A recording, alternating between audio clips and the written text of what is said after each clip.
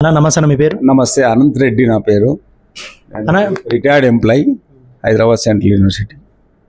అన్న ఇప్పుడు జరిగే పార్లమెంట్ ఎన్నికల్లో ఇక్కడ ఏ పార్టీ గెలిస్తే బాగుంటుందని మీరు అనుకుంటున్నారు?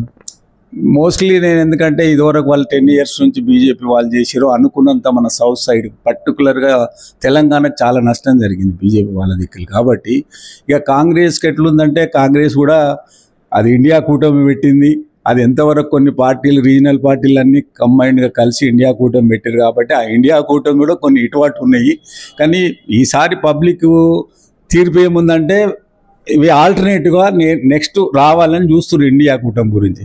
అది ఎంతవరకు, ఎందుకంటే జనాలు సపోర్ట్ చేస్తారో ఏందో అర్థమవుతలేదు కేసు. ఎందుకంటే వాళ్ళేమో ఇక రామాలయం బట్టి ఇక వాళ్ళు రాముని పేరు మీద వాళ్ళు చాలా ప్రచారాలు ఒకటి ఇచ్చేస్తారు. కానీ మనది సెక్యులర్ కంట్రీ ఇండియా. గత 75 సంవత్సరాలు ఇండిపెండెంట్ వచ్చిన తర్వాత మనకు సెక్యులర్ కంట్రీ ఉన్నాము.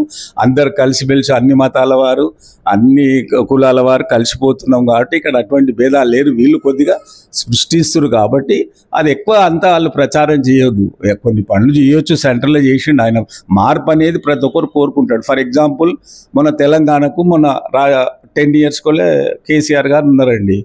పబ్లిక్లో కొద్దిగా ఏమొస్తుందంటే 10 years ఉన్న తర్వాత మార్పు అని వస్తుంది. ఆ లాస్ట్ టైం కూడా 2004 నుంచి 14 వరకు వాళ్ళు కాంగ్రెస్ ఉన్నారు సెంటర్లో. మళ్ళీ 14 to ఇప్పుడు 24 వరకు వీళ్ళు ఉన్నారు. ఎవరు?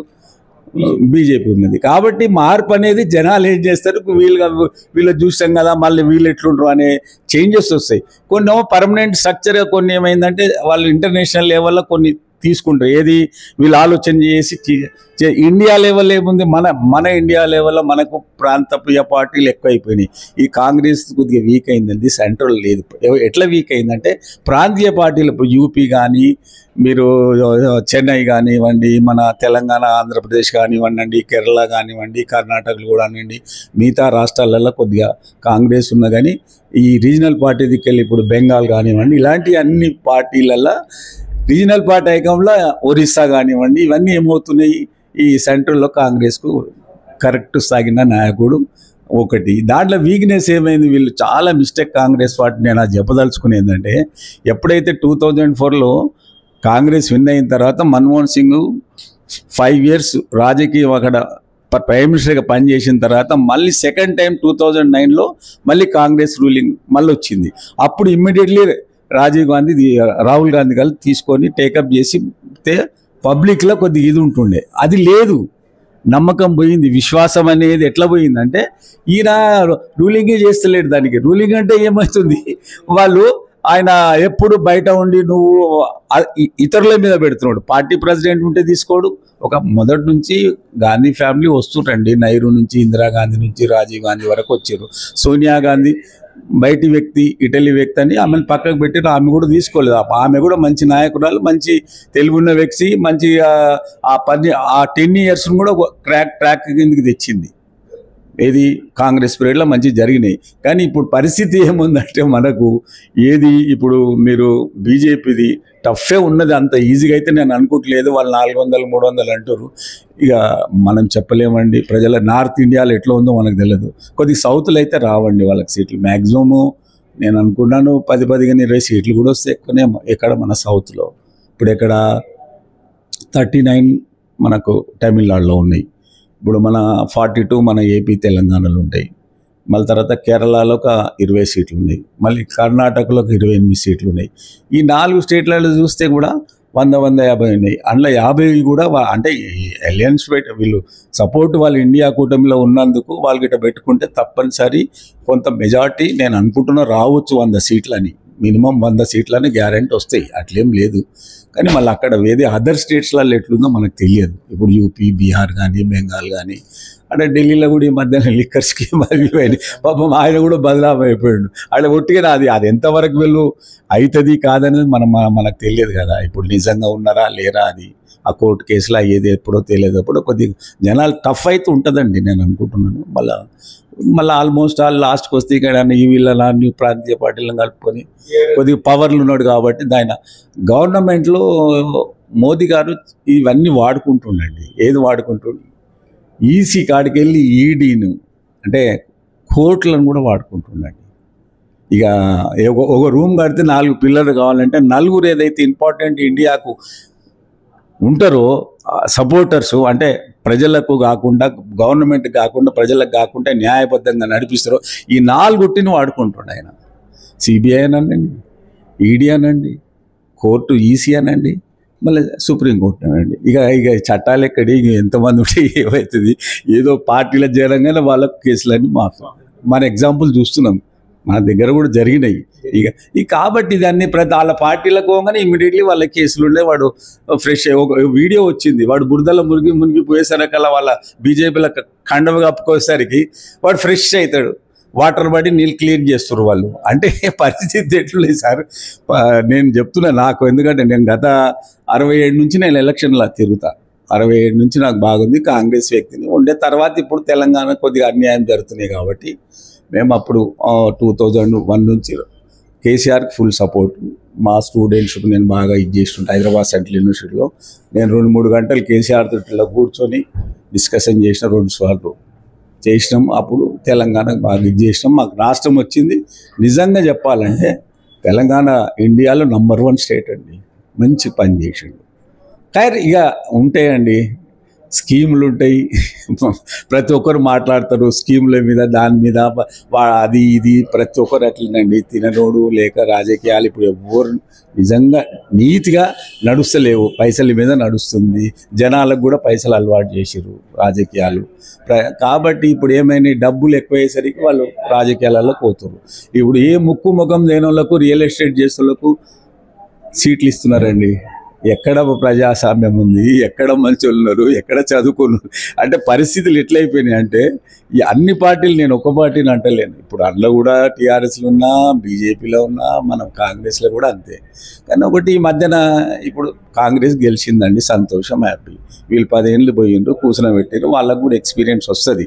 కానీ ఏదైతే సీఎం ఉన్నాడో అవి ఆ స్టేజ్లో అటు ఎలక్షన్ కాకముందు ఎవరిని ఏమన్నా ఏం నడుస్తాయండి, వాళ్ళు వీళ్ళ కామెంట్ చేసుకోవచ్చు, ఏదన్నా చేసుకోవచ్చు. కానీ ఒక ఎలక్షన్ అయిపోయిన తర్వాత, సీట్లో కూర్చున్న తర్వాత బాధ్యత గల మనం ఏం చేయాలి, ప్రజలకు ఏం అవసరం ఉంది, ఈ దేని గురించి డిస్కస్ చేయాలనేది ఉండాలి. కానీ ప్రతి ఒక్క దాని గురించి కామెంట్ చేయడము, తిట్టడము, కొద్దిగా చిన్న పెద్ద అనే తారతమ్యం లేకుండా రాజకీయాలకు ఎథిక్స్ లేవండి. ఇప్పుడు ఉన్న నాయకులకు అసలు లేదు, అంత దిగజారిపోతున్నాయని ప్రజలు చాలా బాధపడుతారు. ఎక్కడ నేను వింటున్న బాగా, అరే ఏం తిట్టుకం, అది ఏంది అమ్మ, సీట్లో సీఎం సీట్లో ఉండి నువ్వు ప్రచారానికి పోతే ఇష్టం వచ్చినట్టు మాట్లాడితే ఎట్లా?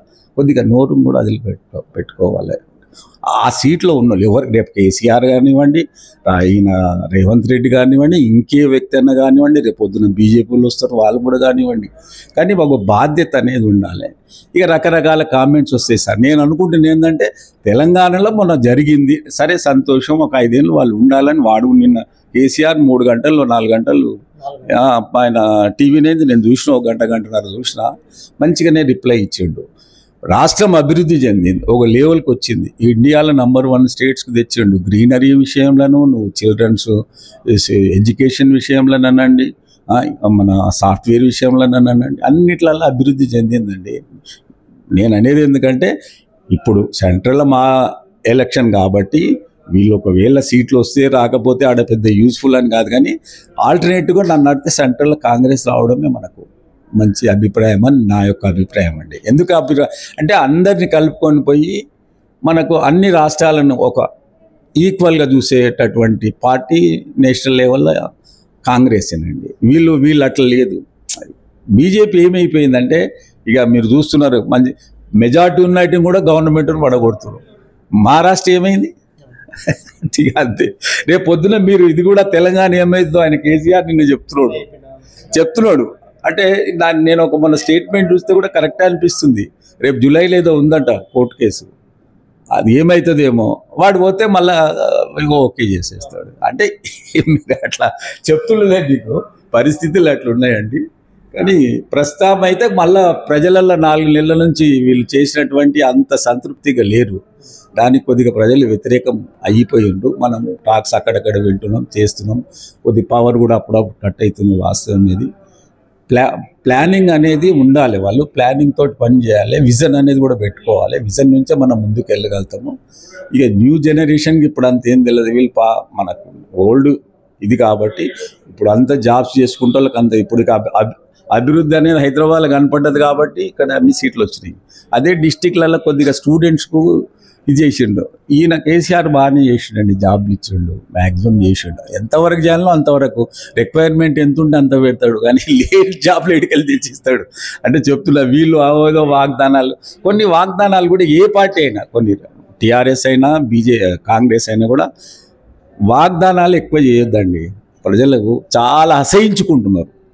ఈ రైతు బంధు విషయంలో కానివ్వండి, మిగతా కొన్ని పబ్లిక్ ఏదో వాళ్ళకు పెన్షన్లు అనండి, తర్వాత ఇవన్నీ ఏది మన కళ్యాణ లక్ష్మి ఇవన్నీ ఇచ్చారు, అది కొద్దిగా లేని వాళ్ళకి ఇవ్వడం కరెక్టే.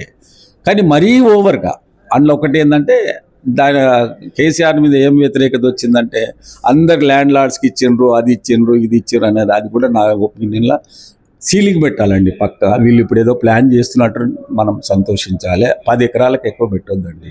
అది వ్యవసాయం పండే ల్యాండ్స్ ఏదైతే ఉన్నాయో అగ్రికల్చర్ చేసే వాళ్ళకు, వ్యవసాయం చేసే వాళ్ళకు పక్కా ఇస్తే వాళ్ళు నిజంగా అభివృద్ధి చెందుతాయి. ఈనాడు గత 5 సంవత్సరాల నుంచి మనం ఇండియాలో నంబర్ 1 స్టేట్ కింద ఏది మన గుజరాత్ తర్వాత అండి ఇలా మన ప్యాడీ 3.5 కోట్లకు తెచ్చిండు. ఆ క్రెడిట్ గోస్ టు కేసీఆర్. ఎందుకంటే ఒకప్పుడు తెలంగాణ చాలా బ్యాక్వర్డ్ ఏరియా అండి. నేను 60 ఏళ్ళ మేము రైస్ దొరకకపోవు ఇక్కడ 65లో. అలాంటి మూమెంట్ నేను చూసినాను, నాకు ఐడియా బాగా తెలుసు. బిహెచ్ఎల్ పడ్డప్పుడు, బిహెచ్ఎల్ కన్నా 1960లో బిహెచ్ఎల్ పడ్డప్పుడు, అప్పటికన్నా బిఫోర్లో రైస్ లేవు మనకు. ఇప్పుడు డ్రై ల్యాండ్స్, ఇరిగేషన్ లేదు, వాటర్ సర్క్యులేట్ లేక అవి కొర్రలు గిర్రలు మన జొన్నలు ఇవ్వాల్తుండే. మాకు తెలిసిన కాడికి మేము తిన్నాం, నాకు తెలుసు. ఎప్పుడైతే ఆఫ్టర్ బిహెచ్ఎల్ అయిన తర్వాత వీళ్ళు నైరు గారు డ్యామ్లు గేమ్లు, శ్రీశైలం ప్రాజెక్టులు, ఇక్కడ మన నాగార్జున సాగర్ అది అయిన తర్వాత ఆంధ్రాలో ఉంటుండే ఎక్కువ, అన్నపూర్ణ ఆంధ్ర నుంచి మనకు సప్లై ఉండే తెలంగాణకు ఎక్కువ 10 జిల్లాలకు. కానీ తర్వాత ఇప్పుడు ఏమైంది, ఆంధ్ర డౌన్ అయింది, తెలంగాణలో టాప్ రికార్డ్ బేకంటే వీళ్ళు అప్రిషియేట్ అండి. నేను కళ్ళలో కూడా ఊహించలేము ఇంత పంట పండి 3.5 కోట్ల టన్నుల ప్యాడీ తెచ్చిండంటే. మొన్న కరోనా పీరియడ్లో బెంగాల్ పోయింది, ఒరిస్సా పోయింది, కర్ణాటక పోయింది, మన రైసు తమిళనాడు పోయిందండి ఇక్కడికి వెళ్ళి. అట్లా ఉండాలి, ప్రజలు కొద్దిగా హ్యాపీగా ఉన్నట్టు ఇది ఉండాలి. కొన్ని స్కీములు వర్క్ ఏదైతే కేసీఆర్ చేసినాయి కొన్ని పొరపాట్లు ఉన్నాయి, నేను కాదంటలేదు. కానీ సరిదిద్దుకొని ముందుకెళ్తే ఆయనకు విజన్ ఉంది, అభివృద్ధి. ఈ రాష్ట్రం ఇంకా ఇండియాలో నంబర్ 1 రాష్ట్రం అవుతుందండి. అటువంటి కొంత కొడుకు కూడా మంచి టాలెంట్ ఉంది, ఐటీ క్యాండిడేట్లో దానిగా ఇన్ఫర్మేషన్స్లో ఇంటర్నేషనల్ లెవెల్లో ఆయనకు ఉన్నది. ఏదో అయినా మాట్లాడతాడు, ఏదో గల్లీ అన్నాడు, వచ్చి ఆడ పైఖాన్, అది వెరీ బ్యాడ్ అండి. అట్లా ఏదో అక్కడ పోయి జాబ్ చీపురు కొట్టొచ్చారు, అది కొట్టొచ్చారు. ఒక సాఫ్ట్వేర్ స్టూడెంట్గా ఆయన ఇంటర్నేషనల్ లెవెల్లో వర్క్ చేసి వచ్చినవని ఆ విధంగా మాట్లాడడం కరెక్ట్ కాదు. చాలా ప్రజలు అసహించుకుంటారు. నీ సీటుకు నువ్వు గౌరవం, నువ్వు గెలిచిందికి నీకు నిజంగా 100% గౌరవం ఇవ్వాలి. ఆ దేవుని కోరుకుంటున్నాం, మంచిగా 5 ఏళ్ళు నువ్వు ప్రజల నుంచి హామీ పొందు. వాళ్ళకి కావాల్సిన నీకు అయ్యే హామీలు ఇచ్చి లేని దేడికెళ్ళి తెచ్చిస్తావు. ఎవరైనా రేపు కేసీఆర్ కానివ్వండి, ఈయన కానివ్వండి, రేపు బీజేపీ వాళ్ళు ఈటల రాజేందర్ వస్తాడా, లక్ష్మణ్ వస్తాడా, కిషన్ రెడ్డి, ఎవరు వచ్చినా కూడా వాళ్ళు బీజేపీ వాళ్ళు అంత ఎక్కువ ఇవ్వరండి హామీలు. లిమిట్స్ ఉంటాయి. వాళ్ళు నిజంగా చెప్పాలంటే వాళ్ళ లిమిట్స్ ఉంటాయి. కొంత వీళ్ళు ఇప్పుడు పవర్లో రానికి ఏమైపోతుందంటే కాంగ్రెస్ మీద బీఆర్ఎస్ అయింది, బీఆర్ఎస్ మీద ఇప్పుడు సేమ్ మన ఏపీలో కూడా అట్లేదు ఆడుతుంది. ఇప్పుడు బాబు టీడీపీ ఆడ వైఎస్ఆర్సీపీ ఇష్టం వచ్చినట్టు ఇస్తుండని చెప్పి వీళ్ళు ఇష్టం వచ్చినట్టు వాగ్దాలు. ఇవన్నీ రాష్ట్రాలు ఏమవుతున్నాయి అంటే కొద్దిగా ఓ లిమిట్స్లో ఉండలేదు. దీని మీద నన్ను అడిగితే ఇంకే చర్య కొద్దిగా ఈసీ కూడా కొన్ని కంట్రోల్ పెట్టాలండి. ఇక హయ్యర్ సుప్రీం వాళ్ళే ఈసీ లేకపోతే ఇంకేముంది, ఎలక్షన్ కమిషన్ లేకపోతే ఇక సుప్రీంకోర్టు పెట్టదు. ఈసీకే పవర్ ఉంది. అది ఎలక్షన్లు ఇష్టం వచ్చినట్టు వాగ్దానాలు లేకుండా ఏదన్నా వాళ్ళు తిట్టుకోవడం కానీ ఇలాంటి చేయకూడదని చెప్పి వాళ్ళ కండిషన్స్ పెడితే వాళ్ళకి పవర్ శేషన్ ఉండే. చూడండి, ఇది బెస్ట్ మ్యాన్. అటువంటి వ్యక్తులు ఎలక్షన్ కమిషనర్ ఉంటే ఇండియా అభివృద్ధి చెందుతుంది, అందరికి బాగుంటాయి, అన్ని రాష్ట్రాలు అభివృద్ధి చెందుతాయి. అది నేను అనేది. విమర్శలు అనేది చేస్తూ ఒకరి మీద ఎవరు ఏం లేదు. నేను అనుకుంటా బహుశా మళ్ళీ వీళ్ళకు ఈసారి టఫే ఉంటుంది. కాంగ్రెస్కి అంత ఇది ఉండదండి ఇక్కడ రాష్ట్రంలో. ఎందుకు ఉండదంటే మొన్న 4 నెలల కింద ఈయన చెప్పిన వాగ్దానాలు ఒకటి సరిగా చేయలేరు, తగిన బడ్జెట్ కేటాయించలేరు. ఇవన్నీ డిఫెక్ట్స్ ఉన్నాయి కాబట్టి మళ్ళీ ప్రజలలో అయితే నేను అనుకుంటున్నాను మార్పు కనపడుతుంది. మళ్ళీ ఏమైందో చూద్దాము. రేపు ఇక ఎట్లా 13 తారీఖు ఎలక్షన్ కదా, తర్వాత అది ఉన్నది.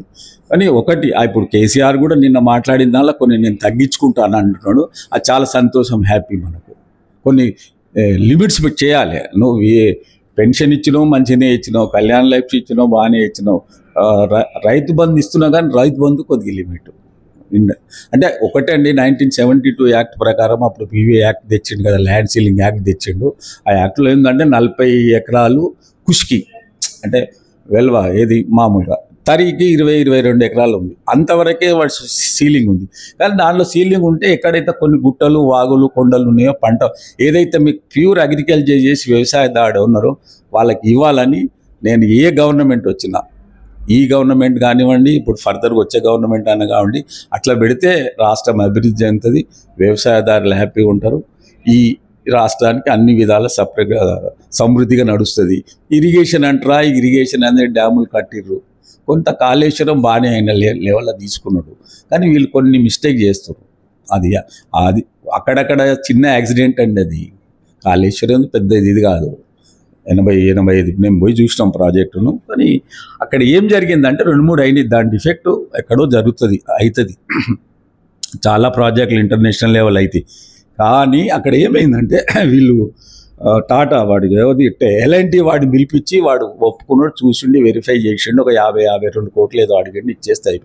వీళ్ళు కక్షతోటి నీళ్ళు లేకుండా చేస్తారండి, వదిలిపెట్టేసేసి. అది చేస్తే రెక్టిఫై చేస్తే మొన్న కూడా ఇచ్చిండు, రేపు జూన్ కల్లా మేము చేస్తామన్నారు. దాని మీద ఇరిగేషన్ చీఫ్ ఇంజనీర్ కూడా మాట్లాడి చేస్తే వీళ్ళు కాంగ్రెస్ వాళ్ళకు దానిలో మినిస్టర్ కోఆపరేషన్ లేక దానికి వాళ్ళు టేకప్ చేస్తలేరు. వరకు చేస్తే మళ్ళీ మనకు వర్షాలు ఫుల్ ఉంటాయి, ఇరిగేషన్ ఉంటుంది, గ్రౌండ్ వాటర్ పెడుతుంది, అన్ని డ్యాములు వస్తాయి, మన చిల్డ్రన్ నిండుతాయి, ఇట్లా అభివృద్ధి చెందుతారు. కాబట్టి నేను కోరుకునేది ఇప్పుడున్న నాయకులకు, వాళ్ళు గవర్నమెంట్లో వీళ్ళు వచ్చారు కాబట్టి పట్టుదలక ఒకరి మీద ఈర్ష్య పోకుండా, ఒక పార్టీ కానివ్వండి, వ్యక్తి మీద కానీ ఈర్ష్య పోకుండా, వాళ్ళు గవర్నమెంట్ పబ్లిక్ సంబంధించినటువంటి వాటర్ కానీ, పవర్ కానీ, ల్యాండ్ ఆర్డర్ కానీ మెయింటైన్ చేయాలని ఇప్పుడున్న ప్రభుత్వాన్ని నేను కోరుకుంటున్నాను. అంతే సార్. ఇప్పుడు చూసుకున్నట్టయితే ఈ పార్లమెంట్, ఈ చేవేళ్ల పార్లమెంట్కు ఇప్పుడు ఈ షేర్లింగంపల్లి కానీ ఇవన్నీ వస్తాయి. సో ఇక్కడ బీఆర్ఎస్ నుంచి కాసాని గారు నిలబడతారు, తర్వాత ఇప్పుడు బీజేపీ నుంచి కొండా విశ్వేశ్వరరెడ్డి, కాంగ్రెస్ నుంచి రంజిత్ రెడ్డి. సో ఈ ముగ్గురిలో ఇక్కడ ఎవరు గెలిస్తే బాగుంటుందని మీరు అనుకుంటున్నారు? నేను అనుకుంటే సార్ ఇక్కడైతే అంటే నేను పబ్లిక్ టాక్స్ మాత్రం వినపడుతుంది కొద్దిగా కొండా విశ్వేశ్వరరెడ్డిది. రంజిత్ రెడ్డి ఎందుకంటే మొన్న ఇంట్లో మోసం చేయిపోయిందని పబ్లిక్ అంతా వ్యతిరేకత అయ్యిండ్రు. టాక్స్, పేపర్స్ అవి ఇక్కడక్కడ చూస్తున్నాం, వీడియో ఇప్పుడు యూట్యూబ్లలో గిట్ట వస్తుంది. కాబట్టి నేను అనుకుంటున్నాను మళ్ళీ వీళ్ళిద్దరి మధ్యనే ఉంటుందేమో. కొద్దిగా పబ్లిక్ టాక్ ఏమైందంటే నేను చెప్తున్నా కదా క్లియర్గా, ఆఫ్టర్ ఈ 4 నెలల ఎలక్షన్ తర్వాత ఈయన చెప్పిన ఇంప్లిమెంట్ అవుతలేవు. కాబట్టి పబ్లిక్లో అయితే ఈసారి మనం టీఆర్ఎస్కి వేయాలనే ఒపీనియన్ వచ్చింది. ఇక దాన్ని బట్టి కొద్దిగా బీఆర్ఎస్ ఏంటంటే ఈ టౌన్ ఏరియా కొద్దిగా ఇలా మిక్సింగ్ ఉంది కదా, ఈ 4 మండలం ఏది మన షేర్లింగంపల్లి, రాజేంద్ర నగరము, మహేశ్వరము, మళ్ళీ తర్వాత చేవెళ్ళ, వికారాబాద్, తాండూరు 7 కాన్స్టిట్యున్సీ. కాబట్టి ఈ పట్టణ ఓటర్స్ ఎక్కువ ఉన్నారు. కాబట్టి నేను అనుకుంటా మోస్ట్లీ మళ్ళీ ఆయననా ఈయననా అనేది మనకు ఒపీనియన్ కనపడుతుంది. ఏంటంటే ఆయన అంటూరు, కానీ మళ్ళీ ఏదన్నా పబ్లిక్లో గిట్ట మార్పు వస్తే, చేంజ్ వస్తే ఇక్కడ జ్ఞానేశ్వర్ కూడా ఛాన్స్ ఉంటుంది, లేకపోతే వాళ్ళిద్దరికి ఉంటుందని నేను అనుకుంటున్నాను సార్. కరెక్ట్ యాక్యురేట్గా మనకైతే దృష్టిలో కనపడితే ఏమైందంటే బీజేపీ ఓటర్స్ ఎక్కువ మన సరౌండ్ ఇక్కడ ఉన్నారు. కాబట్టి ఆ అవకాశం రావచ్చు అని నా ఒపీనియన్ సార్. అంతే. ఇప్పుడు ఇక ఒకవేళ పబ్లిక్ మార్పు లేలే కాంగ్రెస్ వాళ్ళ మీద వ్యతిరేకత మీద గిట్టేస్తే జ్ఞానేశ్వర్ కూడా రావచ్చు, అట్లేం లేదు. కొంత అవుతున్నది. ఇక్కడైతే మెదక్ మాత్రం వెంకట్రామరెడ్డి రావచ్చు అండి. అది 6 కాన్స్టిట్యున్సీలు కాంగ్రెస్ ఉన్నాయి. కాబట్టి మాకు పక్క దానిలోనే వస్తాను నేను, నా తెల్లాపూర్ ఉన్నది యాక్చువల్లీ. కాబట్టి అది రావచ్చు అని ఒపీనియన్. ఎన్ని వస్తాయి చూడాలి. నిన్న కేసీఆర్ మాట్లాడిండు కదా, పబ్లిక్ టాక్స్ అయితే కొంచెం చేంజెస్ అయ్యిందండి, ఇదివరకు ఉన్నట్టు లేరు. ఎందుకంటే వీళ్ళు చేసే పనులు, వాటర్ ప్రాబ్లం వస్తుంది, అప్పుడప్పుడు కరెంట్ వస్తుంది, అవన్నీ ఉన్నాయి ఇవి. కాబట్టి మా కైరా ఫ్రీ అవి ఉన్నాయి, లేకపోయినా సరే కరెక్ట్ టైంకి ఇస్తే మేము అనేది పరిస్థితులు గట్లున్నాయి అంటున్నాను నేను. రాష్ట్రాన్ని వీళ్ళు నిజమే, నిన్న కేసీఆర్ కూడా 5 ఏళ్ళు నేను కోరుకుంటున్నా రాష్ట్రంలో ఉండని, కానీ ఏదైతే పబ్లిక్ వాగ్దానం చేసినామో అవి ఇంప్లిమెంట్ చేయండి ఒకటి. అది ఆయన అనేది. ఇక పవర్ కూడా మీకు తెలిసిందే సార్, ఇప్పుడు ఈ మధ్యన ఇదవుతుంది. ఆయన మొదట్లో ఇబ్బంది పడ్డాడు, ఒక 6 నెలలు 1 year లోపల సెటరేట్ చేసిండు. 9 ఏళ్ళకు మనకి ఇబ్బంది లేదు పవర్ది. అందుకే అభివృద్ధి అండి అన్ని విధాల. ఎందుకంటే ఇది కాస్మోపాలిటన్ సిటీ హైదరాబాద్ అనేది. ఇండియాలో ఏ కొనకెళ్ళి ఉన్నా వీడికి వస్తారు. మనకు అన్నిటికీ వెదర్ కానివ్వండి, మన పబ్లిక్ కానివ్వండి, ఇక్కడ ఉన్న జనాలు కూడా ఆదరిస్తారండి. వన్ సైడ్ టైప్ కాదు. ఎక్కడ తమిళనాడు ఇట్లా కేరళ వన్ సైడ్ ఉండరు. మన ఈ తెలంగాణ పీపుల్ వేరు. ఇప్పుడు ఆంధ్ర వాళ్ళకు కూడా ఎంత రెస్పెక్టబుల్ వాళ్ళు ఇప్పుడు ఉంటూ 50-60 ఏళ్ళ నుంచి వాళ్ళు ఉంటారు కదా. కాబట్టి హైదరాబాద్ అందరికీ అనుకూలం అండి. కాబట్టి వెదర్ మంచిది. ల్యాండ్ ఆర్డర్ 10 ఏళ్ళకు మెయింటైన్ చేసాడు. ఒక్క చిన్న ఇన్సిడెంట్ జరిగిందండి, ఇది కేసీఆర్ జరగలేదు. కాబట్టి అది ఈ 4 ముఖ్యమండి. ఏ గవర్నమెంట్ రన్ చేయాలన్నా 4 అని నేను అంటున్నా కదా. నువ్వు వాటర్ అను, ఎలక్ట్రిసిటీ అను, ల్యాండ్ రన్ అను, పరిపాలన వచ్చే పబ్లిక్ అందరికీ సరిగ్గా వస్తే ఎవరు ఉంటే వాళ్ళే పవర్ వస్తారు. అది మా ఒపీనియన్. అంతే సార్. Thank you. ఓకేనా, థ్యాంక్ యూ సో మచ్.